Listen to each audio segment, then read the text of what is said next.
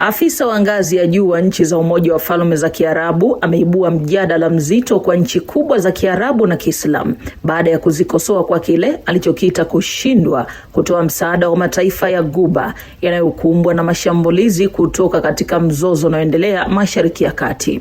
Hii ni TriGen Media. Kauli hiyo imetolewa na mshauri wa rais wa Umoja wa Falme za Kiarabu Anwar Gargash, ambaye ameonyesha wazi kukerwa na ukimya wa mataifa hayo katika kipindi hiki cha mvutano mkubwa wa kisiasa na kijeshi katika eneo hilo. Kupitia ujumbe alioandika kwenye mtandao wa kijamii wa X, Gargash amehoji kuwa iko wapi nafasi ya taasisi kuu za Kiarabu na Kiislamu kama Jumuiya ya Nchi za Kiarabu pamoja na Shirika la Ushirikiano wa Kiislamu. Amesema kuwa wakati wananchi na mataifa ya Ghuba wanakabiliwa na kile alichokiita uchokozi wa hila kutoka Iran, ni jambo la kushangaza kuona taasisi hizo zikiwa kimya ama zikishindwa kuchukua hatua madhubuti za kuonyesha mshikamano.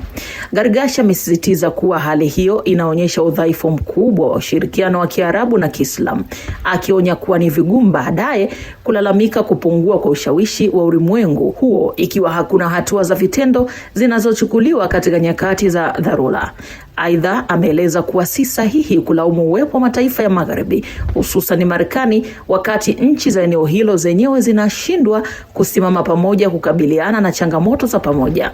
Katika maelezo yake, Gargash alikumbusha kuwa mataifa ya Ghuba kwa muda mrefu yamekuwa mstari wa mbele kusaidia nchi nyingine za Kiarabu na Kiislamu wakati wa ustawi na utulivu. Amesisitiza kuwa ushirikiano huo ulikuwa wa kweli na wa manufaa kwa wengi, lakini sasa katika kipindi cha matatizo na hatari, msaada huo haurudishwi kwa kiwango kinachotarajiwa. Kauli hiyo pia imeelekezwa moja kwa moja katika mvutano unaoendelea kati ya Irani na baadhi ya mataifa ya Ghuba, ambapo Gargash amedai kuwa mashambulizi au vitisho vinavyotokana na Iran vitasababisha kuimarika zaidi kwa ushirikiano wa kiusalama kati ya Falme za Kiarabu na washirika wake wa kimataifa.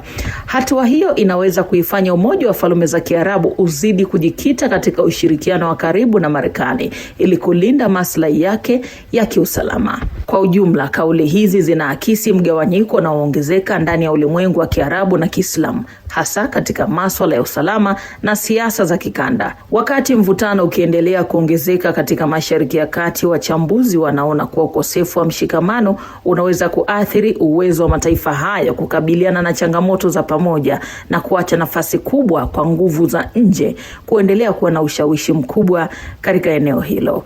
Hii ni TriGen Media.